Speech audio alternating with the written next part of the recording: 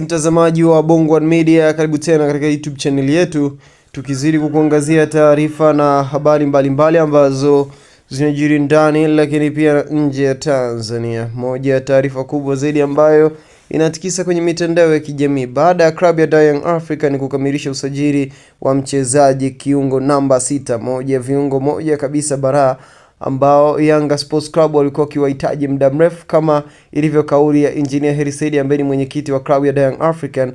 Sasa Yanga Sports Club pia wameenda katika harakati za kukamilisha moja ya sajili moja kubwa zaidi ya beki wa kati ambaye ninaenda kukupa taarifa zake. Kwanza turejee katika moja ya taarifa ambayo tuliweza kuitoa jana na juzi. Yanga Sports Club walimsajili Fredi Ngoma. Unafahamu kwamba Engineer Said alikuwa kwamba watamtambulisha mchezaji muhimu sana. Mnafahamu kuwa katika kipindi cha hivi karibuni walikosa huduma sahihi ya kiungo namba 6 wa kiwango walichokuwa wakihitaji, lakini pia walikuwa wana kiu kubwa ya kuziba pengo hilo, na wamejaribu kufanya mabadiliko kadhaa katika nafasi hiyo, lakini hawakufanikiwa kupata ubora ambao walikuwa wameuzoea na ambao mashabiki wao walikuwa wakiutarajia. Lakini siku ya juzi tayari waliweza kukata kiu hiyo baada ya kuwa wamemsajili Fredi Duvo Ngoma, kiungo ambaye anatokea katika taifa la Congo Brazzaville, aliyekuwa akichezea klabu ya Olympique Club de Safi Safi ya Morocco, na taarifa ikawa ni kutambulishwa ndani ya klabu hiyo. Kijana huyo mwenye umri wa miaka 28 aliyezaliwa Novemba 24 mwaka 1997 na uraia wake kama kawaida ni Congo Brazzaville, mwenye urefu wa takriban mita 1.7. Yes, anacheza kama defensive lakini pia central midfielder. Sasa taarifa kubwa zaidi ambayo nimeipata hapa, Yanga ni wanashusha wachezaji mpigo. Walianza kumtambulisha huyo Fredi Ngoma au Fredi Duvo Ngoma, lakini pia sasa taarifa iliyopo ni kumsajili beki wakati. So itakuwa ni jumla ya wachezaji wawili ambao wanawasajili katika hivi siku za hivi karibuni. Huyu anaitwa Omar Farouk Komara. Omar Farouk Komara, huyu ni beki wakati ambaye taarifa zake inadaiwa ni deal done.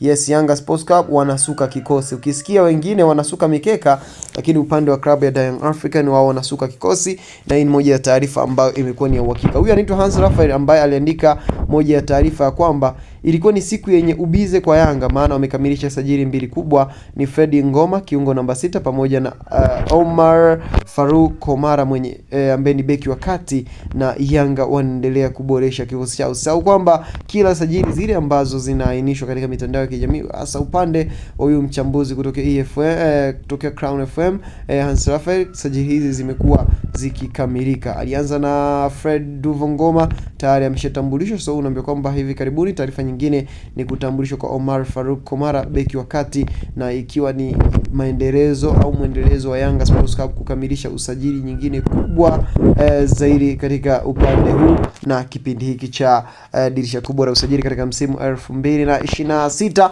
2027. Katika posti ya Hans Raphael akizungumzia sajili hizi mbili ambao moja tayari washatambulisha na moja iko njiani, ni kwamba huyu amecomment, anaitwa Alexander Lazaro 106, anakuambia kwamba Fabrizio kwenye ubora wake kwamba huyu ni kama Romario Fabrizio anayetoa taarifa za ukweli na uhakika. CPS LAN consultant anakuambia hii ndio Yanga ya nje ntiti ndani ntiti, na Kadoli anakuambia kwamba ngoja kwanza watangaze wenyewe. Anaitwa Husna TZ anakuambia kwamba wanasuka kikosi kipi, nikajua Simba ndio wanasuka kikosi. Alons 96 anakuambia kwamba ila anko kila kitu wewe ndio uwa kwanza. Anaitwa Raxim 360 anakuambia kwamba Aziz Ki kwa hiyo deal ni off, kwamba je deal Aziz Ki limekufa. Lakini pia anaitwa Charlie wa Moshi anakuambia kwamba umeanza kutudanganya sasa. Anaitwa River Invis anakuambia kwamba mbona hujamweka na Feitoto. Anaitwa D Dax anakuambia kwamba Hans ni jibu leo, na akamjibu kweli kweli. Hiyo ni moja ya taarifa kubwa zaidi ambayo inazidi kutrend katika mitandao ya kijamii, na hii ni